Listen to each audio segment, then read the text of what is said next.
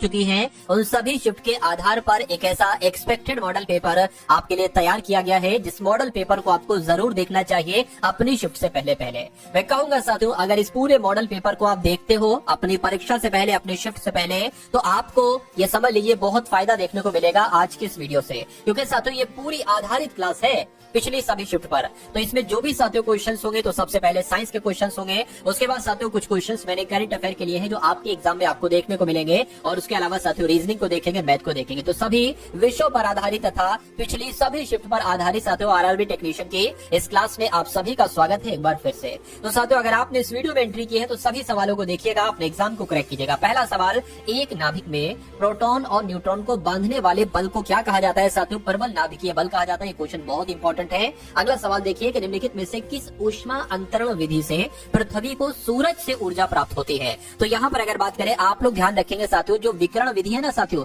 किस ऊष्मा अंतरण विधि, तो मैं कहूंगा विकिरण विधि से पृथ्वी को सूरज से ऊर्जा प्राप्त होती है। अगला सवाल देखिए, सबसे कम तापमान जिस पर कोई पदार्थ आग पकड़ता है उसे क्या कहा जाता है? तो उसे साथियों प्रज्वलन तापमान कहा जाता है। क्या कहा जाता है? प्रज्वलन तापमान कहा जाता है। उसके बाद देखिए कि मोटर गाड़ियों में साइड की वस्तुओं को देखने के लिए कौन से दर्पण का इस्तेमाल किया जाता है? तो उत्तल दर्पण का इस्तेमाल किया जाता है। आंसर आपका जाएगा ऑप्शन नंबर ए के साथ। नेक्स्ट नंबर का सवाल है, निम्नलिखित में से किसमें सर्वाधिक ऊर्जा होती है? तो अगर आपसे पूछा जाए सर्वाधिक ऊर्जा किसमें होती है, तो आपका आंसर क्या होगा? देखिए, अगर आपसे पूछे सबसे कम ऊर्जा किसमें होती है, तो लाल प्रकाश में। क्या लाल प्रकाश में साथियों सबसे कम ऊर्जा होती है, लेकिन सबसे अधिक ऊर्जा जो होती है वो नीले प्रकाश में होती है। किसमें होती है साथियों? नीले प्रकाश में होती है। निम्नलिखित में से कौन सा उपकरण विद्युत ऊर्जा को यांत्रिक ऊर्जा में परिवर्तित करता है? बहुत इंपॉर्टेंट क्वेश्चन। विद्युत ऊर्जा को यांत्रिक ऊर्जा में साथियों इलेक्ट्रिक मोटर परिवर्तित करता है। क्या इलेक्ट्रिक मोटर परिवर्तित करता है विद्युत ऊर्जा को यांत्रिक ऊर्जा में? उसके बाद देखिए अगला सवाल है कि एसी को डीसी यानी कि प्रत्यावर्ती धारा को दिष्ट धारा में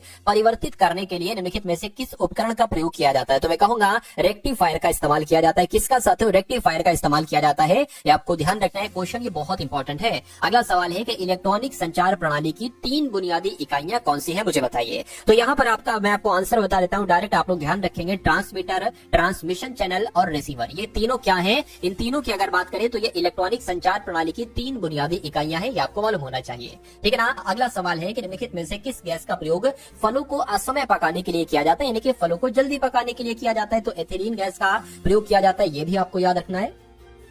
आधुनिक परमाणु सिद्धांत तैयार किया था, तो आधुनिक परमाणु सिद्धांत की अगर बात करें तो ये जॉन डाल्टन के द्वारा तैयार किया गया था। किसके द्वारा? जॉन डाल्टन के द्वारा ही आधुनिक परमाणु सिद्धांत को तैयार किया गया था। कीटाणुओं को मारने के लिए स्विमिंग पूल में डाले जाने वाले जो गैर आधातु है ना साथियों, उसका नाम आपसे पूछा जा रहा है, तो क्लोरीन डाली जाती है। क्या क्लोरीन डाली जाती है? स्विमिंग पूल का जो पानी वगैरह होता है, इसमें जो कीटाणु होते हैं उसको साफ करने के लिए, उन कीटाणुओं को मारने के लिए कौन सी गैर आधातु डाली जाती है? तो क्लोरीन डाली जाती है। निम्नलिखित में से साथियों हैबर प्रोसेस का उपयोग करके किसको उत्पादित किया जाता है? तो मैं कहूंगा साथियों अमोनिया को उत्पादित किया जाता है। आप लोग ध्यान रखेंगे, आंसर आपका जो जाएगा वो ऑप्शन नंबर ए के साथ जाएगा, ठीक है। चलिए अब उसके बाद देखते हैं नेक्स्ट नंबर का सवाल है, क्या कहा जा रहा है कि निम्नलिखित में से कौन सा गुण स्तनधारियों की विशेषता नहीं है?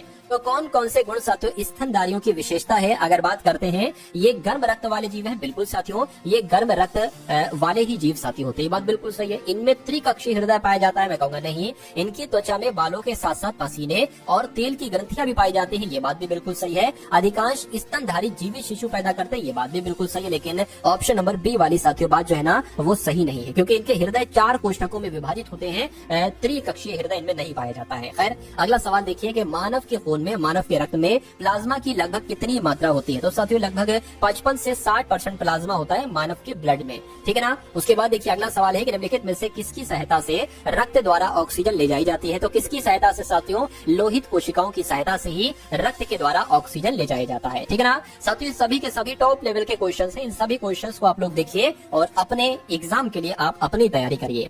फेफड़ों की बाहरी आवरण परत को क्या कहा जाता है? तो साथियों फुफ्फुस आवरण कहा जाता है। क्या कहा जाता है? फुफ्फुस आवरण कहा जाता है फेफड़ों की बाहरी आवरण परत को। अगला देखिए, अमीनो एसिड जो हमारे शरीर के द्वारा निर्मित होते हैं और जिन्हें भोजन से लेने की आवश्यकता नहीं होती है, उनको साथियों क्या कहा जाता है? आवश्यक अमीनो एसिड नहीं, उनको गैर आवश्यक अमीनो एसिड कहा जाता है। यानी कि आंसर आपका जो जाएगा वो ऑप्शन नंबर बी के साथ जाएगा। उसके बाद देखिए नेक्स्ट नंबर का सवाल है, आपकी स्क्रीन पर कहा जा रहा है कि हाइपोकोबालामिनेमिया निम्नलिखित में से किस विटामिन की कमी के कारण होता है? तो किस विटामिन की कमी के कारण होता है? मैं कहूंगा विटामिन B12 की कमी के कारण होता है, ये आपको मालूम होना चाहिए। आंसर आपका जाएगा ऑप्शन नंबर ए के साथ। अगला सवाल, कुकुर खांसी कुकुर खांसी के संचरण का तरीका क्या है? तो कुकुर खांसी के संचरण का तरीका क्या है? छोटी बूंद या ड्रॉपलेट। यानी कि आंसर आपका किस ऑप्शन के साथ जाएगा? ऑप्शन नंबर बी के साथ जाएगा। रक्त कैंसर को कहा जाता है, तो रक्त कैंसर को साथियों ल्यूकेमिया कहा जाता है। क्या कहा जाता है? ल्यूकेमिया कहा जाता है रक्त कैंसर को। ये भी आप लोगों को यहाँ पर याद रखना है। उसके बाद देख लीजिए अगला सवाल है, निम्नलिखित में से वह पौधा कौन सा है जो अपने भोजन के लिए कीटों को पकड़ लेता है? जो साथियों पौधे के आसपास कीट होते ना, उनको ही वो पकड़ लेता है अपने भोजन के लिए, तो उसका नाम साथियों यूट्रिकुलेरिया है। क्या है उस पौधे का नाम? यूट्रिकुलेरिया है। क्वेश्चन बहुत टॉप लेवल का है। उसके बाद देखिए अगला सवाल है कि प्रिंट के दौरान गैर प्रभाव वाले प्रिंटर पेपर को स्पर्श नहीं करते हैं, वे कागज पर प्रतीकों को छापने के लिए रासायनिक, गर्मी या विद्युत संकेतों का उपयोग करते हैं। इनमें से कौन सा गैर प्रभाव प्रिंटर नहीं है? तो इनमें से कौन सा साथियों नहीं है? डॉट मैट्रिक्स, थर्मल, टेक्स्टजेट या लेजर? मैं कहूंगा साथियों डॉट मैट्रिक्स नहीं है। अब नहीं है तो यही आपका राइट आंसर हो जाएगा। अगला देखिए, इनमें से किस इनपुट डिवाइस का उपयोग व्यापक रूप से योग्यता परीक्षण जैसे परीक्षणों में किया जाता है? तो किसकी बात चल रही है साथियों? ऑप्टिकल मार्क पहचान की बात चल रही है। राइट आंसर आपका जो जाएगा वो ऑप्शन नंबर बी के साथ जाएगा। उसके बाद देखिए, किस वैज्ञानिक ने इलेक्ट्रोलिसिस के नियम दिए हैं? बताइए।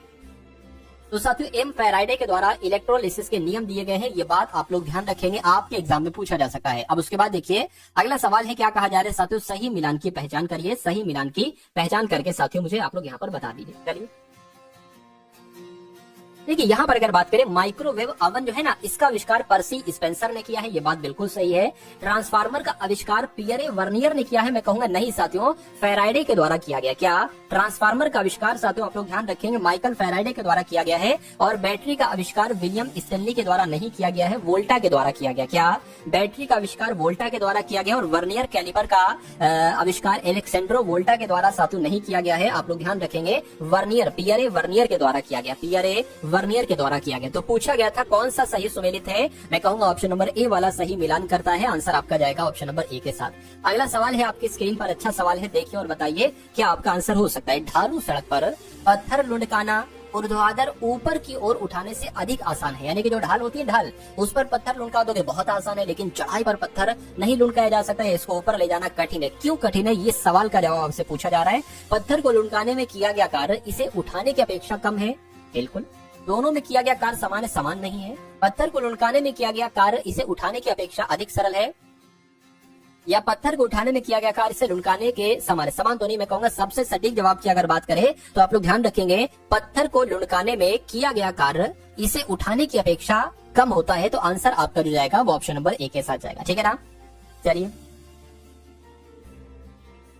उसके बाद देखिए अगला सवाल है, माचिस की डिब्बी की सतह से जब माचिस की तीली टकराती है तो ऊर्जा का कौन सा रूप एक चमकीली लौ में प्रज्वलित होने का कारण बनता है? तो अगर डिक्टो ये सवाल आ जाए तो आपका राइट आंसर क्या होना चाहिए? रासायनिक ऊर्जा होना चाहिए। ठीक है ना? उसके बाद देखिए नेक्स्ट नंबर का सवाल है कि दूध का घनत्व मापने के लिए कौन से उपकरण का इस्तेमाल किया जाता है? तो मैं कहूंगा साथियों इलेक्ट्रोमीटर का इस्तेमाल किया जाता है। तो दूध का घनत्व मापने के लिए साथियों इलेक्ट्रोमीटर का इस्तेमाल किया जाता है। द्रवों का अपेक्षित घनत्व मापने के लिए साथियों हाइड्रोमीटर का इस्तेमाल किया जाता है। और वायुमंडलीय आर्द्रता को मापने के लिए हाइग्रोमीटर का इस्तेमाल किया जाता है। और वायुमंडलीय दाब को मापने के लिए बैरोमीटर का इस्तेमाल किया जाता है। तो ये सारी जानकारी आप लोग ध्यान रखेंगे। उसके बाद देखिए, एक कंपित क्वार्ट्ज क्रिस्टल द्वारा हवा में उत्पन्न अल्ट्रासोनिक तरंगे अनुप्रस्थ या अनुदैर्घ्य तरंगों का संयोजन तरंग गति का एक उदाहरण है।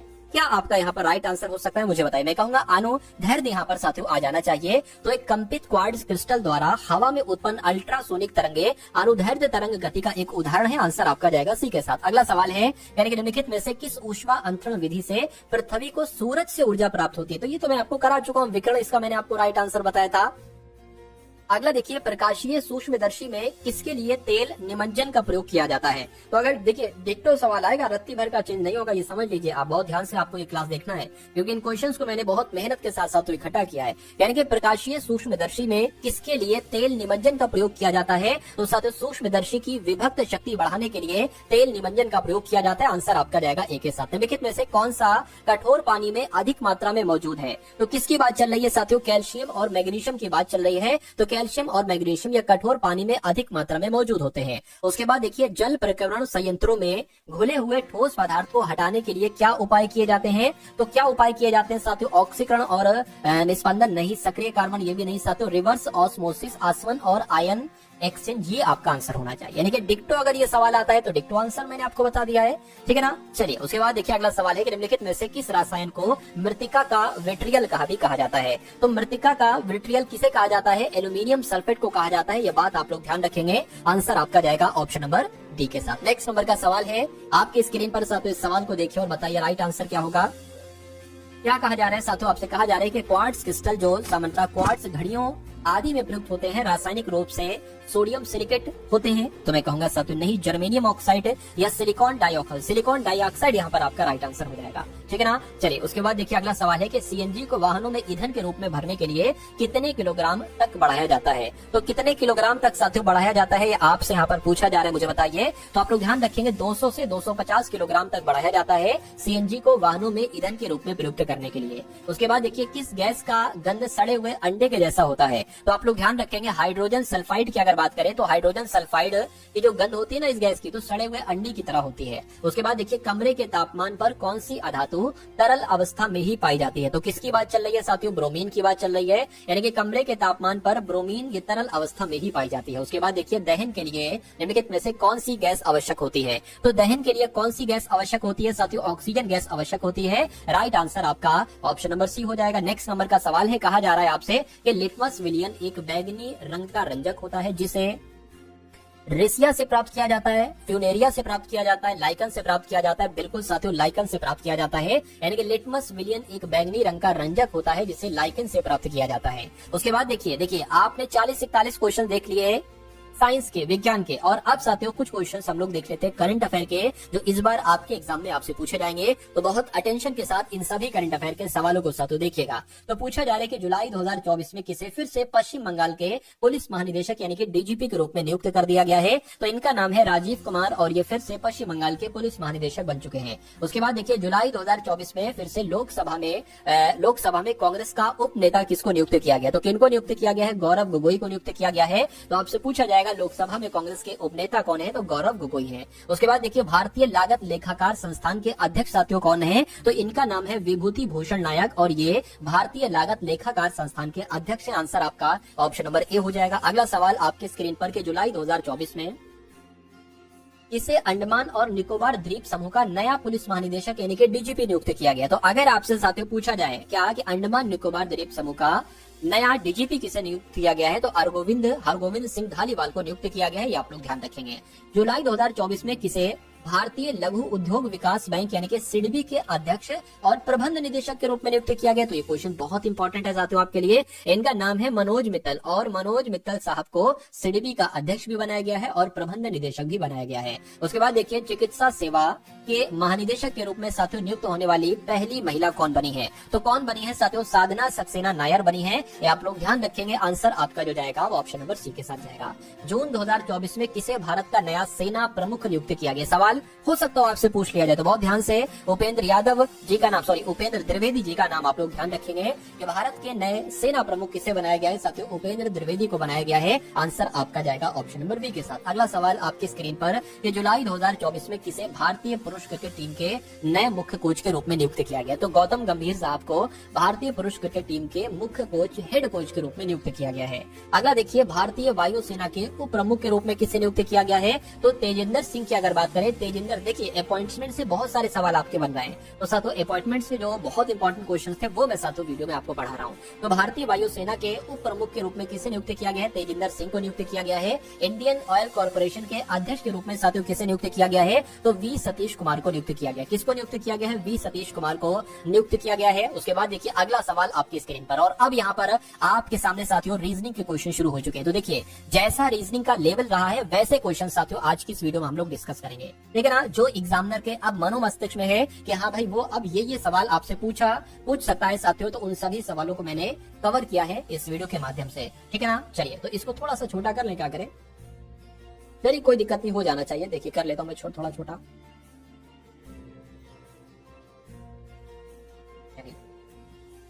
तो यहाँ पर अगर बात करें, कह रहे कि अकबर, नागेश, गिरीश, विक्रम, सतपाल किसी एक पंचभुजाकार मेज के 5 कोनों पर बैठे हैं।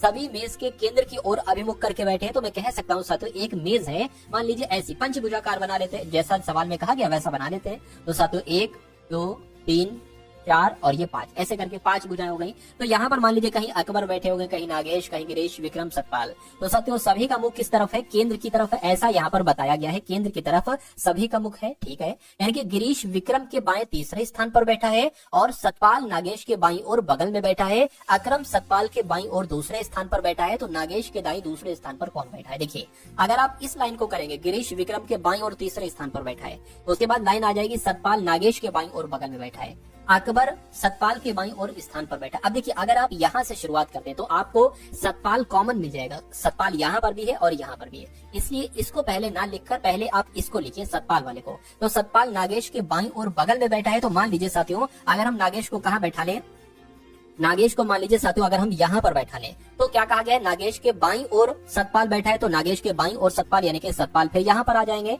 और उसके बाद कहा गया कि अकबर सतपाल के बाईं बैठा है, तो सतपाल के बाईं कौन बैठा है? अकबर, यानी कि अकबर साथियों यहाँ पर बैठे हुए हैं। ठीक है, अब इसको आप कर सकते हो बहुत आराम से, करके गिरीश विक्रम के बाएं तीसरे पर बैठा है। तो गिरीश जो है ना, ये विक्रम के बाएं बैठा है। ठीक है ना, क्या गिरीश की अगर बात करते हैं,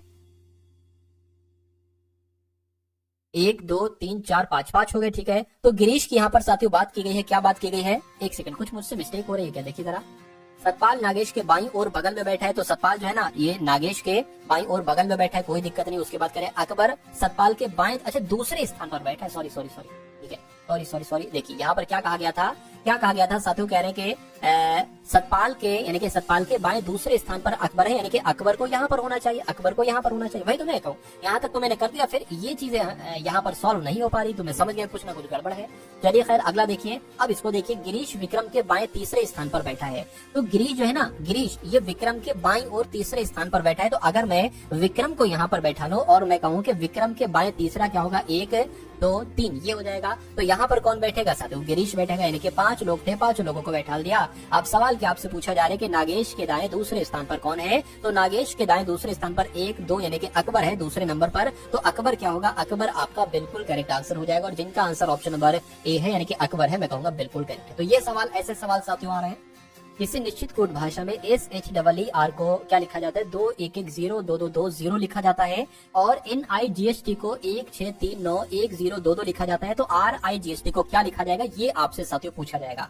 तो देखिए, सबसे पहले अगर हम लोग बात करें, यहाँ पर S19 पर होता है, H8 पर होता है, E5 पर होता है, E5 पर होता है, R18 पर होता है, ऐसा तो नहीं साथियों। देखिए, S19 पर होता है, ये 19 से 21 हो गया, 2 बढ़ाया गया है। H8 पर होता है, 8 से यहाँ पर 10 हो गया है, 2 बढ़ाया गया है। E5 पर होता है, तो साथियों 7 तो नहीं यहाँ पर, ऐसा तो नहीं। देखिए 5 5 3 घटाया गया है। ठीक है, तो क्या हो गया साथियों? 2 हो गया। और R18 पर होता है, 18 से 20 हो गया है। यानी कि कहने का मतलब ये है कि E जहां पर होगा वहां पर साथियों 2 होगा, 3 घटाया गया है। इसको अगर बात करें तो N होता है 14 पर, 14 से 16 हो गया। ठीक है, 2 बढ़ाया गया है। I होता है 9 पर, तो यहाँ पर साथियों 11 होना चाहिए, लेकिन नहीं है। तो एक काम करिए साथियों, I जहां पर होगा, देखिए ई जहां पर होगा तो 2 लिखा गया है, और आई जहां पर होगा, आई की जगह पर क्या 3 लिखा गया है। ठीक है, उसके बाद जी 7 पर होता है। ठीक है ना, क्या होता है साथियों? 7 पर होता है, 7 से यहाँ पर 9 हो गया है, 2 बढ़ाया गया। H 8 पर होता है तो 10 हो गया है। ठीक है, T 20 पर होता है, 22 हो गया, 2 बढ़ाया गया। अब इसकी बात करते हैं, देखिए R 18 पर होता है तो साथियों 20 आ जाएगा। आई की बात करें, आई के लिए 3 हमने यहाँ पर लिखना है, तो 3 हो जाएगा। G 7 पर होता है तो कितना आ जाएगा? 9 आ जाएगा। H 8 पर होता है तो 10 आ जाएगा। T 20 पर होता है तो 22 आ जाएगा। ऐसा नंबर कहाँ पर लिखा हुआ है? 20 39 10 22 में कहूंगा, ऐसा ऑप्शन नंबर सी में लिखा हुआ है। तो ये क्या होगा? ये आपका साथियों बिल्कुल करेक्ट आंसर हो जाएगा। उसके बाद देखिए अगला सवाल है, आपकी स्क्रीन पर देखिए और बताइए कि आपका सही जवाब यहाँ पर क्या हो सकता है। देखिए यहाँ पर अगर बात करें, कह रहे कि सी ने बी से एक मशीन खरीदी। सी ने बी से, देखिए अगर बात हम लोग इस प्रकार कर लें कि 3 लोग यहाँ पर मुझे दिख रहे हैं, ए बी सी। तो सी ने, इसने बी से एक मशीन खरीदी। ठीक है, जिसने इसे ए से खरीदा था, यानी कि बी ने इसको ए से खरीदा था। तो काम ये चल रहा है कि ए ने कोई चीज खरीदी होगी, फिर उसको बी को बेच दिया, फिर बी ने सी को बेच दिया। तो कह रहे कि सी ने इस मशीन को 9360 रुपए में खरीदा, 9360 रुपए में खरीदा। तो इस बिक्री पर ए और बी ने, यानी कि इस बिक्री पर ए ने 30% का प्रॉफिट अर्जित किया और बी ने 20% का प्रॉफिट अर्जित किया। तो ए ने मशीन को किस मूल्य पर बेचा? ये आपसे यहाँ पर साथियों क्या किया जा रहा है, पूछा जा रहा है। मान लीजिए ए ने X रुपए में खरीदा होता, क्या ए की अगर बात करते हैं, ए ने साथियों x रुपए में खरीदा होता, ए ने x रुपए में साथियों खरीदा होता, तो ये ए ने मान लीजिए x रुपए में खरीदा। अब यहाँ पर कहा जा रहा है कि ए ने 30% लाभ पर बेचा, जब इसको 30% लाभ पर बेचा जाएगा यानी कि इसको 130% में बेचा जाएगा तो 130% में बेच दिया। उसके बाद कहा जा रहा है कि फिर इसको बी ने 20% के लाभ पर बेचा तो इसको 120% के लाभ पर बेच दिया। और फिर जब ये बेचने के बाद सी के पास आया तो सी को ये 9360 का पड़ा, तो 9360 का पड़ गया ये, ठीक है ना। तो अब साथियों ए ने कितने रुपए में खरीदा था, यहाँ से x का मान निकाल के आप निकाल लीजिए। 0 से 0 20 छंग और 20 पंजे आपका हो जाएगा। x बराबर क्या आ गया, 9360 आ गया। ये 10 और ये 5 आपका यहाँ पर आ जाएगा, ऊपर आ जाएगा क्रॉस मल्टीप्लाई में, और ये आपका 6 और साथियों 13 आपका यहाँ पर आ जाएगा, ठीक है ना। चलिए 13 एकम 13, 13 पंजे 65, 13 छंग 78, 13 सत्ते 91, 13 सत्ते 91, 2 जाएगा 26 हो गया, 13 दूना 26 ये आ गया। छेद की अगर बात करें तो साथियों कितना आ जाएगा, एक तरीके से अगर बात करते हैं यहाँ पर हम लोग 6 कम 6, 6 12 ये आ गया। तो 12 पंजे 60, क्या x की अगर बात करें तो 12 पंजे 60 और एक 0 लग जाएगा तो कितना आ जाएगा, 6000 हो जाएगा। यानी कि ए ने इसको कितने रुपए में खरीदा, 60,000 रुपए में खरीदा, ठीक है ना। तो ए ने मशीन को किस मूल्य पर बेचा ये आपसे पूछा जा रहा है। अरे भाई ए ने 30% के लाभ पर बेचा था, खरीदा 6000 रुपए में और इसको 30% के लाभ पर बेच दिया है, तो 130 की वैल्यू निकालो। 130% की 2 0 से 2 0 कैंसिल हो गए, ठीक है। 13 छंग कितना हो जाएगा, 78 हो जाएगा, यानी कि 7800 आपका आंसर आ जाएगा। यानी कि ए ने मशीन को किस मूल्य पर बेचा, तो 7800 रुपए में बेचा। और ऐसा कहाँ पर लिखा हुआ है, ऑप्शन नंबर ए में लिखा हुआ है। ये पॉइंट कुछ नहीं है, पॉइंट कुछ नहीं है, ठीक है ना। चलिए अब उसके बाद देखते हैं नेक्स्ट नंबर का सवाल है आपके स्क्रीन पर। इस सवाल को देखिए और बताइए कि आपका सही जवाब क्या हो सकता है। क्या लिखा हुआ है साथियों, Q खाली जगह P खाली जगह M खाली जगह A खाली जगह T खाली जगह, उसके बाद QA उसके बाद खाली जगह TM। तो इसको करने के लिए देखिए 1 2 3 4 5 6 7 8 9 10 11 12 13 14 15 है। तो मैं कहूंगा साथियों कितने 5 का पेयर बना के देखिए एक बार इधर देखिए। 1 2 3 4 5 ये अलग हो गया, 1 2 3 4 5 ये अलग हो गया, 1 2 3 4 5 ये अलग हो गया। आप देख रहे हैं अंत में M आ रहा है, यहाँ पर भी M है, यहाँ पर भी M है, तो जाहिर सी बात है यहाँ पर भी M आ जाएगा। TM हो गया, TM यहाँ पर हो गया तो यहाँ पर TM हो जाएगा। पेटीएम हो गया, ठीक है, तो पेटीएम यहाँ पर भी कर लो, पेटीएम यहाँ पर भी कर लो। अब देखिए साथियों देखिए QA PTM, तो QA आ गया PTM हो गया, यहाँ पर क्यू आ जाए, QA हो गया PTM हो गया। तो अब आपको देखना है कि आपने पेन से साथियों क्या क्या लिखा है। आपने A लिखा है, आपने T लिखा है, QPM लिखा है और साथियों P लिखा है। ये ऐसा कहाँ पर लिखा हुआ है आप लोग जरा देखिए। तो मैं कहूंगा ऐसा तो ऑप्शन नंबर डी में लिखा हुआ है, डी में लिखा हुआ है साथियों। तो यही आपका क्या होगा, यही आपका बिल्कुल करेक्ट आंसर होगा। उसके बाद देखिए नेक्स्ट नंबर का सवाल है, कह रहे कि यूरोप का जो संबंध स्विट्जरलैंड से है वही संबंध एशिया का किससे है, बताइए। देखिए स्विट्जरलैंड की अगर बात करें तो ये साथियों यूरोप महाद्वीप में स्थित है। उसी प्रकार जापान की बात करें तो ये एशिया महाद्वीप में स्थित है। तो आपका राइट आंसर किस ऑप्शन के साथ जाएगा, ऑप्शन नंबर ए के साथ जाएगा। उसके बाद देख लीजिए नेक्स्ट नंबर का सवाल है, क्या कहा जा रहा है साथियों, आपसे कह रहे हैं कि पहले तो 11 है, उसके बाद 9 है, उसके बाद 15 आ गया, उसके बाद 41 आ गया, फिर आपको बताना है कि उसके बाद साथियों यहाँ पर क्या आ सकता है। देखिए 11 से 9 बना है, मैं कहूंगा 2 माइनस कर दिया गया, फिर यहाँ पर प्लस कर दिया गया 6, फिर यहाँ पर एकदम से बहुत ज्यादा प्लस कर दिया गया। तो मुझे ऐसा लग रहा है कि ये लॉजिक यहाँ पर नहीं लगेगा। देखिए अगर हम 9 की गुणा 2 से करें, 9 दूना 18 और इसमें से 3 माइनस कर दें तो कुछ लग रहा है पॉसिबल है। अगर हम गुणा करें इसकी 3 से 15 3 45 और इसमें 4 माइनस कर दें, ठीक है, हो सकता है कुछ। अब इसकी गुणा हम 4 से करेंगे और 5 माइनस करेंगे, क्यों, क्योंकि 3 माइनस किया, 4 माइनस किया, 5 माइनस करेंगे।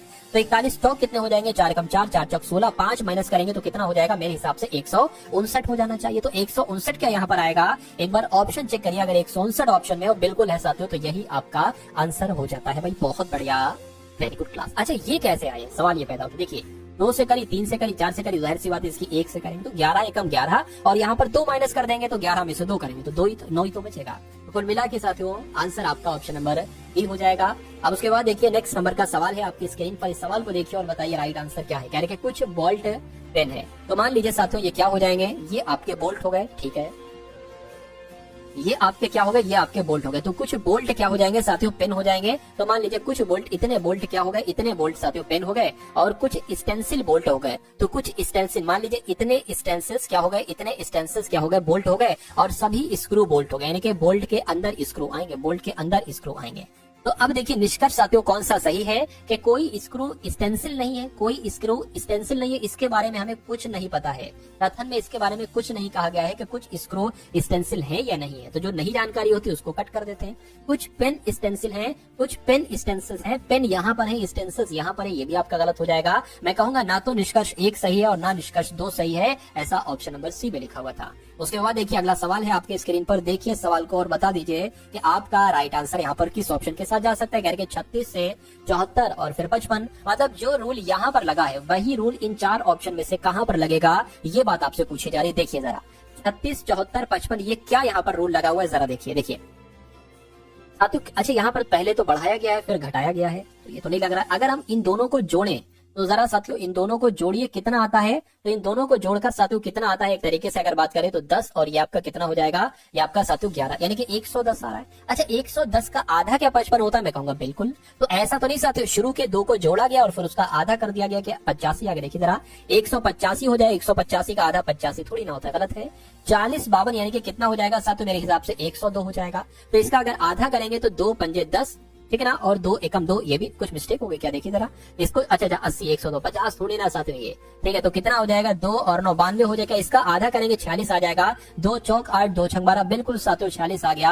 यानी कि जो रूल यहाँ पर लगा है वही रूल यहाँ पर लगा है। तो इस प्रकार इस प्रश्न का जवाब आपका ऑप्शन नंबर बी के साथ जाएगा। उसके बाद देखिए अगला सवाल आपकी स्क्रीन पर है, बताइए। देखिए क्या कहा जा रहा है आपसे कि एन एम की पत्नी है, ठीक है ना, एन एम की पत्नी है। ए जो ऐसा करो, जो कहा जा रहा है ना वो आप साथियों कर लो। एन एम की पत्नी है, ए आर की बहन है, एस एन की माँ है, के एम का भाई है, आर एन का बेटा है। तो के का ए से क्या संबंध है, यानी कि ए क्या कहेगा के को। तो ऐसा भी एक सवाल आपसे आ रहा है, देख लीजिए। एम की पत्नी कौन है, एम है। तो साथियों मान लीजिए आपका एम ये हो जाएगा, एम की पत्नी कौन हो जाएगी, एन हो जाएगी। ये महिला हो गई, पत्नी हो गई, ये साथियों क्या हो जाएंगे, पति जी हो जाएंगे। उसके बाद कहने के ए आर की बहन है, ए आर की बहन है, ठीक है। एस एन की माँ है, यानी कि एस जो है ना ये एन की माँ है। एन की माँ कौन हो जाएंगी, एस हो जाएंगी, ठीक है। एन की माँ एस हो गई। उसके बाद कहने के एम का भाई के है, तो ये जो एम का भाई क्या हो जाएगा, एम का भाई साथियों के हो जाएगा। कहने के आर एन का बेटा है, आर एन का, ठीक है। एन का बेटा कौन हो जाएगा साथियों, आर हो जाएगा। एन का बेटा आर हो गया। उसके बाद इसको भी देख लीजिए जरा, आर की बहन ए है, तो आर की बहन कौन हो जाएगी, आर की बहन साथियों ए हो जाएगी। ये बात भी साथियों यहाँ पर क्लियर है, ठीक है ना। तो कहने के ए से ए क्या कहेगा के को, ए क्या कहेगा के को। देखिए ये इसके पिताजी हैं, अरे ये इसकी माता जी है, तो पिताजी के भाई ही तो हुए। तो पिताजी के भाई को क्या कहा जाएगा, पिताजी के भाई को चाचा कहा जाएगा। तो चाचा कौन सा ऑप्शन में है, ऑप्शन नंबर ए वाले में है। उसके बाद देखिए अगला सवाल है कि एक पासे की 3 अलग अलग स्थितियां दर्शाई गई हैं, उस पासे का चयन कीजिए जो 3 दर्शाने वाले फलक के विपरीत हो। यानी कि आपसे पूछा जा रहा है कि 3 के विपरीत पर कौन सा होगा, 3 का विपरीत कौन सा होगा आपको बता रहे। देखिए एक तो 3 यहाँ पर है और एक 3 आपका यहाँ पर है, ठीक है ना। अब एक काम करिए साथियों, 3 का विपरीत क्या होगा साथियों, देखिए 2 4 यहाँ पर, क्या 2 4 कहीं पर है, बिल्कुल 2 4 यहाँ पर है। तो मैं कहूंगा 2 4 यहाँ पर, 2 4 यहाँ पर और 3 यहाँ पर और 6 यहाँ पर। तो 3 का विपरीत क्या हो जाएगा साथियों, 6 हो जाएगा। ये रूल कहता है। तो 3 का विपरीत पूछा गया तो साथियों 6 हो जाएगा। आंसर आपका जाएगा ऑप्शन नंबर डी के साथ, ठीक है ना। उसके अलावा अगर दूसरी तरीके से बात करें ना, देखिए 3 है तो जाहिर सी बात है 3 का विपरीत 1 नहीं हो सकता, 2 नहीं हो सकता, तो 2 नहीं हो सकता।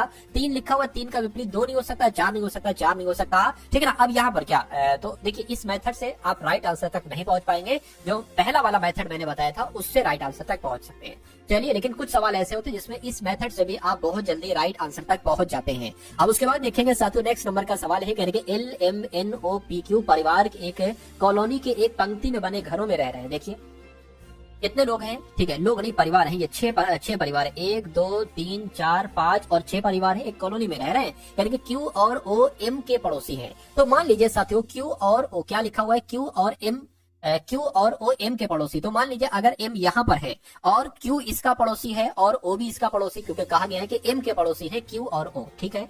उसके बाद कहा जा रहा है साथियों, उसके बाद कहा जा रहा है कि L और N ये P के पड़ोसी हैं। तो L और N P के पड़ोसी हैं, ठीक है। कहने कि यदि O L का निकटतम पड़ोसी नहीं है, यानी कि L यहाँ पर नहीं आएगा, ये बात ध्यान रखिएगा, L यहाँ पर नहीं आएगा। तो अगर बात करें L और N ये P के पड़ोसी है, तो मान लीजिए साथियों अगर एक काम करिए साथियों के इसको यहाँ से हटाइए, सॉरी क्या करिए, यहाँ पर जो लाइन आपकी खींची थी वो सबसे पहले मैं खींच लेता हूँ। चलिए लाइन खींच ली और एक काम ये करना था, यहाँ पर से हटाकर यहाँ पर हम एक नंबर और बढ़ा लेते हैं, 3 और 3 6 हो गए। तो कहने के L O का, यानी कि L यहाँ पर नहीं बनेगा, तो जाहिर सी बात है L यहाँ पर बनेगा, क्योंकि L और N P का पड़ोसी है। तो L और N ये P का पड़ोसी हो गया।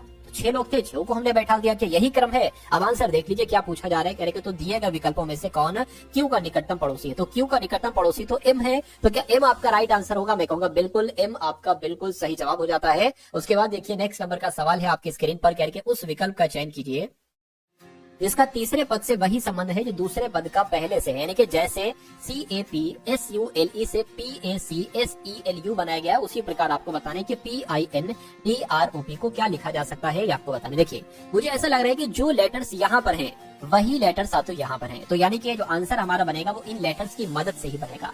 अब अगर हम देखें तो कैसे यहाँ पर क्या लॉजिक लगा, देखिए CAPSULE ये हमने लिखा और नीचे हम ये लिख लेते हैं उसके जस्ट नीचे, ठीक है, PACSE हो गया, L हो गया और साथियों U हो गया। अब यहाँ पर अगर बात करें, देखिए ये C यहाँ पर आ गया, ये P यहाँ पर आ गया और A का A रहा, ठीक है ना। उसी प्रकार अगर बात करें ये E यहाँ पर आ गया, ये U यहाँ पर आ गया, A का A रहा, S का S रहेगा, तो यहाँ पर भी वही चीज होगी साथियों। देख लीजिए PINDROP। अब देखिए P यहाँ पर आ जाएगा, I का I रहेगा, N यहाँ पर आ जाएगा, D है, D का D रहेगा, R यहाँ पर आ जाएगा, O यहाँ पर आ जाएगा, P यहाँ पर आ जाएगा। तो अब आपको देखना है कि ऐसा कौन से ऑप्शन में लिखा हुआ है NIPDRODPOR, तो ऐसा तो ऑप्शन नंबर डी में लिखा हुआ है, तो आपका right answer option number D हो जाएगा। अगला सवाल आपके स्क्रीन पर। तो अब साथियों यहाँ पर मैथ के क्वेश्चंस आप लोग देखेंगे, ठीक है ना, उस टाइप के क्वेश्चन साथियों जिस टाइप के क्वेश्चंस आपके मैथ में साथियों आएंगे। किसी कार्य को पूरा करने में बी की गति, अब बहुत ध्यान से देखा साथियों इस सवाल को आप लोग देखिएगा, यानी कि किसी कार्य को पूरा करने में बी की गति ए की गति की 3 गुनी, यानी कि 2 लोग हैं यहाँ पर साथियों, ए है और बी है। अगर गति की हम बात करें तो सबसे पहले यहाँ पर गति की बात की गई है, या क्षमता भी इसको हम लोग कह सकते हैं। तो बी की गति की अगर बात करें साथियों, बी की गति ए की गति की 3 गुनी है, ठीक है ना, यानी कि ये 3 हो जाएगा तो ये 1 हो जाएगा, यानी कि क्षमता में अगर कोई काम ये कर लेता है साथियों 1 तो ये कर लेता है 3। अब समय इसका जस्ट अपोजिट हो जाएगा साथियों, बिल्कुल अपोजिट हो जाएगा, यानी कि अगर ये ए किसी काम को करने में 3 दिन लगाता है तो बी उसी काम को साथियों क्या, बी उसी काम को 1 दिन में कर देता है। अब यहाँ पर कह रहे हैं कि यदि बी कार को 28 दिन में पूरा करता है तो एक साथ काम करने पर उन्हें उस कार को पूरा करने में कितने दिन लगेंगे। तो बी कार को 28 दिन में पूरा करता है, ठीक है, लेकिन यहाँ पर कहा गया है कि बी काम 1 दिन में करता है, तो 1 की वैल्यू 28 हो जाएगी। तो जाहिर सी बात है साथियों, अब यहाँ से देखिए 28 की गुणा कराई गई ना, तभी ये आया है, तो यहाँ पर भी 28 की गुणा कराई जाएगी, हमें ये पता चल जाएगा कि बी उस काम को कितने दिन में करेगा। तो 28 की गुणा 3 से करा लीजिए, 8 3 24 हो गया, 3 6 7 8, यानी कि 84 दिन में करेगा। सॉरी ए है यहाँ पर ए, तो बी कार को 28 दिन में कर रहा है, तो ए उस काम को 84 दिन में करेगा, क्योंकि दोनों का अनुपात 3:1 है। तो 84 की अगर बात करते हैं यहाँ पर, अब यहाँ पर सवाल क्या पूछे जा रहे हैं ये जरा एक बार आप लोग देख लीजिए। सवाल में आपसे पूछा जा रहा है कि एक साथ अगर वो दोनों काम करे तो उस काम को पूरा करने में कितना दिन लगेगा। ए एक काम को 1/84 लिख लेते हैं और बी का काम 1/28 लिख लेते हैं, इन दोनों को जोड़ दीजिए तो ये 28 प्लस कितना हो जाएगा, 84 हो जाएगा, बटे 28 की गुणा 7 84 से हो जाएगी, क्या दिक्कत है। तो 28 और 84 को जब हम जोड़ेंगे तो कितना 8 4 12 आ जाएगा, और ये आपका 10 11 आ गया, और नीचे आपका क्या आ जाएगा 28 गुणा 84 आ जाएगा। अब इसको आपको कैलकुलेट करना है और आंसर आपका आपके सामने आ जाएगा, कोई दिक्कत नहीं होगी आपको। देखिए अगर इसको कट करें साथियों, 2 से कट करें, 2 पंजे 10, 2 छंग 12, 2 चौक 8, 2 दूना इतना हो जाएगा, ठीक है ना। उसके अलावा अगर बात करते हैं 2 से कट करें, 2 दूना 4, 2 अट्ठे 16, और यहाँ पर साथियों 21 आ जाएगा। अब इसकी देखिए ये 28 से 28 कैंसिल हो गया, 1/21 बचा, यानी कि मैं कह सकता हूँ साथियों 21 दिन का समय लगेगा। कितने दिन का समय लगेगा, 21 दिन का समय लगेगा। और 21 कहाँ पर लिखा हुआ है, ये साथियों ऑप्शन नंबर ए में लिखा हुआ है, तो ये आपका क्या होगा, ये आपका बिल्कुल करेक्ट आंसर हो जाएगा। निम्नलिखित व्यंजक का मान ज्ञात कीजिए। अब देखिए -5 है, ऑफ -45 है। अब यहाँ पर अगर बात करें साथियों, ये प्लस नहीं है, ये भाग है।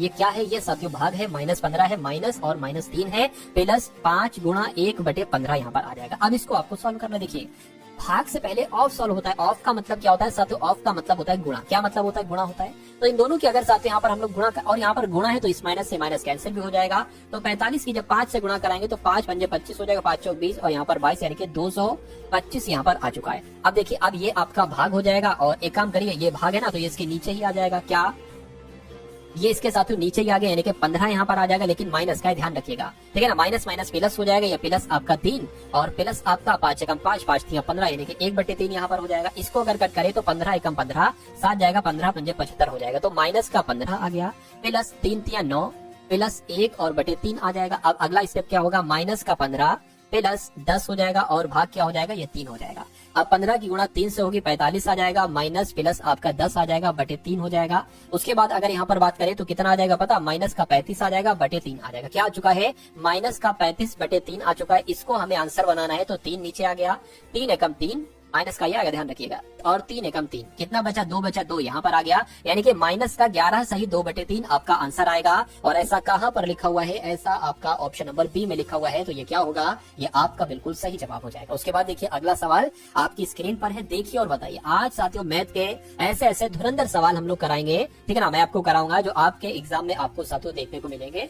चलिए, तो कह रहे हैं एक आयताकार मैदान की भुजाओं का अनुपात 3:2 है, यानी कि एक आयताकार मैदान है, अगर 3 लंबाई है तो जाहिर सी बात है साथियों 2 इसकी चौड़ाई होगी। और कह रहे कि इसका परिमाप 600 मीटर है और एक वर्गाकार मैदान का क्षेत्रफल, एक वर्गाकार मैदान का क्षेत्रफल है, इस आयताकार मैदान के क्षेत्रफल का 6 गुना है, तो वर्गाकार मैदान का परिमाप क्या होगा, यानी कि ये बड़ा होगा। फिर कैसे होगा साथियों, इसकी अगर बात करें, ये वर्गाकार मैदान बड़ा होगा क्योंकि ये 6 गुना है इसका। चलिए कोई दिक्कत नहीं। अब देखिए आयताकार मैदान की भुजा ये है और आयताकार मैदान का परिमाप 600 मीटर है। इसका मतलब पता क्या हुआ, अगर हम इसको x माने और इसको 2x माने, और आयताकार मैदान का या आयताकार का परिमाप पता क्या होता है साथियों, परिमाप होता है 2 और a प्लस b, ठीक है ना। ये कितना दे रखा है, 600 दे रखा है। ए क्या है यहाँ पर 3x और b क्या है 2x है, तो 2 आ गया, अंदर क्या आ जाएगा 3x प्लस आपका 2x आ जाएगा, बराबर आपका 600 हो जाएगा। उसके बाद अगर बात करते हैं साथियों 2 गुणा आपका ये क्या हो गया 3 और ये 5x हो जाएगा, बराबर 600 हो जाएगा।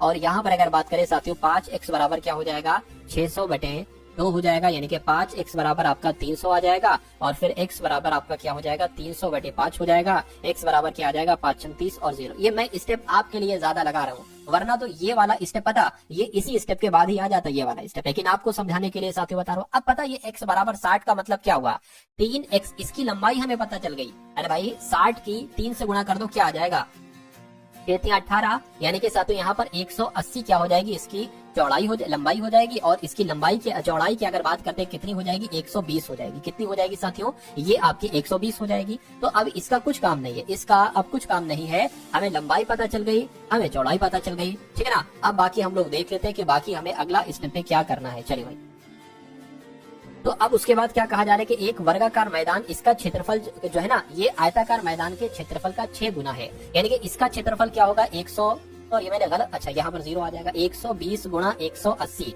इसका 6 गुना है इसका क्षेत्रफल। और इसका क्षेत्रफल कितना होता है a², मान लीजिए ये भुजा a है, ठीक है, तो इसका क्या हो जाएगा, यही तो हो जाएगा। तो इसको साथ आप कैलकुलेट करा लीजिए कैसे यहाँ पर क्या आ सकता है। चलिए, तो यहाँ पर अगर बात करें इसको क्या कराऊं, इसको एक काम करता हूँ साथियों, मैं क्या करा लेता हूँ, एक काम करता हूँ साथियों, इसको मैं कैलकुलेटर से गुणा करा लेता हूँ। क्या करा दे कैलकुलेटर से, देखिए 120 गुणा 180 गुणा और 6 आ जाएगा, यानी कि 12 कितना आ गया साथियों 1,29,600 आ गया, 1,29,600 बराबर a² आ गया। कितना आ गया साथियों a² आ गया, यानी कि मेरे कहने का मतलब यह है कि ये किसी न किसी संख्या का स्क्वायर होगा, तभी तो साथियों ये a² लगा हुआ है। तो ये भी हम निकाल लेते हैं साथियों, किसका ये स्क्वायर है। देख लीजिए 2 से अगर कट करेंगे, 2 छंग 12, 2 चौक 8, 2 अट्ठे 16, डबल 0 आ गया। 2 से कट किया 2 3 2 दूना, ये 400 आ गया।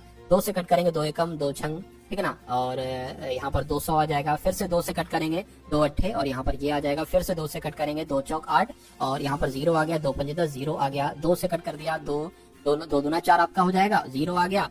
2 दूना 4 आ गया, 2 पंजे 10 हो गया। यहाँ पर इसको 5 से कट कर लेते हैं साथियों, 5 चौक 20, 0 और 5 पंजे 25 हो जाएगा। अब इसको साथियों हम लोग यहाँ पर कर लेते, क्या इसको हम लोग क्या कर लेते, यहाँ पर साथियों कर लेते, चलिए, यानी कि 400 कितना है साथियों 400, 5 चौक 20 और 0, 5 पंजे 25 हो जाएगा, ठीक है। तो इसको भी 5 से कट कर लेते हैं, 5 अट्ठे 40 और 5 एकम 5, 9 की अगर बात करें 9 में 81 और फिर से 9 एकम 9। अब यहाँ पर अगर साथियों हम लोग बात करें कैसे, अब यहाँ पर क्या होगा, ऊपर का थोड़ा सहारा हम ले लेते हैं, ऊपर का थोड़ा सहारा हम ले लेते हैं। अब देखिए 2 बार ये है 2, तो 1 बार लिखेंगे।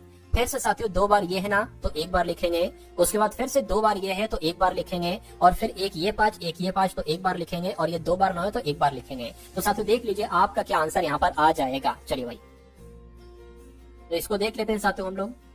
9 पंजे 45 हो गया, 45 दूना 90 हो गया, 90 चौक आपका कितना हो जाएगा 360 हो जाएगा। तो मैं कहूंगा कि a² बराबर अगर 1,29,600 है तो a का मान कितना आ जाएगा साथियों 360 आ जाएगा। तो वर्गाकार मैदान का परिमाप आपसे पूछा जा रहा है, यानी कि वर्गाकार परिमाप ये था, मान लीजिए ये था एक भुजा साथियों 360 यहाँ पर आ गई, 360 आ गई, तो इसका परिमाप पूछा जा रहा है, यानी कि यहाँ से ये तो 360 का साथियों 4 गुना कर दो, आप कितना कर दो साथियों 4 गुना कर दो, तो 360 का 4 गुना कितना होता है 4440 होता है, और 4440 ऑप्शन नंबर बी में है। तो ये सवाल साथियों आपके एग्जाम में अगर गलती से भी आ जाता है और अगर आप कर देते हैं तो मेरा मानना है बहुत सारे बच्चे इस सवाल को नहीं कर पाएंगे और आप हजारों हजार लाखों लाख बच्चों को साथियों पछाड़ दोगे, ये मैं आपसे कह सकता हूँ, ठीक है ना। तो इन सवालों को साथियों बहुत अच्छे तरीके से आपको देखिए, आप लोग देखना, क्योंकि ये वो सवाल है साथियों जो सिलेक्शन आपको दिलाएंगे। क्या सिलेक्शन आपको दिलाएंगे। अगला सवाल देखिए, दो कारें हैं 45 किलोमीटर प्रति घंटा और 70 किलोमीटर प्रति घंटा की चाल से एक दूसरे की ओर चल रही हैं। उनके एक दूसरे से मिलने से 12 मिनट पहले उनके बीच की दूरी आपको बताना है। तो साथियों दोनों कारों की सापेक्ष चाल की अगर बात करें ना तो कितनी हो जाएगी 45 प्लस 70, ये आपकी 115 किलोमीटर प्रति घंटा आ गई, 115 किलोमीटर प्रति घंटा आ गई। समय की अगर बात करते हैं साथियों, समय आपका 12 मिनट है, 12 मिनट है। तो दूरी की बात करें साथियों, दूरी आपसे पूछी जा रही है, दूरी बराबर क्या होता है, यहाँ पर चाल गुणा समय होता है, चाल गुणा समय हो जाएगा। चाल आपको 115 यहाँ पर निकाली और समय कितना है 12 है, तो 12 को घंटे में बदलोगे तो 60 से भाग करना पड़ेगा, 12 कम 12, 12 पंजे 60 हो जाएगा, 5 दूना 10, 5 तिया 15, यानी कि दूरी आपकी कितनी निकली साथियों, दूरी आपकी 23 किलोमीटर निकली। तो दूरी आपसे पूछी जा रही थी 23 किलोमीटर, आपका यहाँ पर बिल्कुल सही जवाब हो जाएगा। उसके बाद देखिए 14 सेंटीमीटर त्रिज्या वाले एक अर्ध गोलाकार ठोस का पूर्ण पृष्ठीय क्षेत्रफल ज्ञात कीजिए। तो अर्ध गोलाकार ठोस का संपूर्ण पृष्ठीय क्षेत्रफल का जो सूत्र होता है वो मैं आपको बता देता हूँ साथियों, 3 पाई आर स्क्वायर। क्या 3 पाई आर स्क्वायर, 3 गुणा पाई की वैल्यू 22/7, आर कितना दे रखा है साथियों 14 दे रखा है, तो 14 गुणा 14 हो जाएगा, 7 एकम 7, 7 दूना 14 हो गया, ठीक है ना। अब यहाँ पर अगर बात करें साथियों कितना एक तरीके से देखिए, अब आपको कराना है 3 गुणा, एक काम करिए 22 तिया कितना हो जाएगा 66 गुणा 14 दूना 28। तो इन दोनों की आप साथियों गुणा करा लीजिए। जब आप इन दोनों की गुणा कराएंगे 66 के 28 से साथियों गुणा कराएंगे तो 1848 आ जाएगा। क्या 1848 आ जाएगा, यानी कि 66 गुणा 28 कितना होता है 1848 होता है। आंसर जिनका ऑप्शन नंबर ए है तो मैं कहूंगा बिल्कुल करेक्ट है। अगला सवाल देखिए, 19 संख्याओं का औसत 46 है, 5 संख्याओं का औसत 49 है और अगली 6 संख्याओं का औसत 54 है। तो शेष संख्याओं का औसत क्या होगा। देखिए 19 संख्याओं का जो टोटल 19 संख्या इनका औसत कितना है साथियों 46 है। तो अगर मैं आपसे कहूं कि 19 संख्याओं का औसत 46 है तो 19 संख्याओं का कुल योग कितना हो जाएगा, तो 19 की गुणा 46 से करना पड़ेगी 874 आएगा। क्या 874 आएगा, ठीक है ना। उसके बाद अब देखिए इन 19 संख्याओं में से 5 संख्या जो शुरू की 5 संख्याएं हैं उन 5 संख्याओं का औसत कितना दे रखा है, उन 5 संख्याओं का औसत 49 दे रखा है। तो मैं कहूँ शुरू की 5 संख्याओं का योगफल कितना होगा, तो 9 पंजे 45 और साथियों 5 चौक 20 और 24 हो जाएगा, यानी कि 245 साथियों शुरू की 5 संख्याओं का योग हो जाएगा। यानी कि अगली 6 संख्याओं का औसत कितना हो जाएगा 54 हो जाएगा। तो मैं कहूँ अगली 6 संख्याओं का योग कितना हो जाएगा, 6 चौक आपका 24, 6 पंजे 30 और 2 32 हो जाएगा। इतनी बात साथियों क्लियर है, कहिए बिल्कुल क्लियर है। आप देखिए 5 संख्याएं और प्लस 6 संख्या कुल 11 संख्याओं का योग कितना होता है, तो इन दोनों को जोड़ दीजिए, ठीक है। 245, 324, तो यह 9 आ जाएगा, ये 6 आ जाएगा, ये 5 आ जाएगा, यानी कि 569 साथियों बनता है 11 संख्याओं का कुल योग। और यहाँ पर 19 संख्याओं का कुल योग दे रखा है। तो कहने के शेष संख्याओं का औसत क्या होगा, शेष संख्या कितनी होगी, तो 874 में से इसको जरा घटाइए तो कितना आ जाएगा। यहाँ पर अगर बात करें साथियों 14 में से 9 जाएगा तो 5 बचेगा, 0 आ जाएगा, 3 आ जाएगा, तो 305 का औसत आपको ज्ञात करना है। अब देखिए ये 19 संख्याओं का योग है और ये 11 संख्याओं का योग है, बीच में कितनी संख्या है 19 और 11 8 संख्या है, तो ये आपका औसत आ जाएगा। 8 चौक कितना हो जाएगा, 8 चौक 32 हो जाएगा।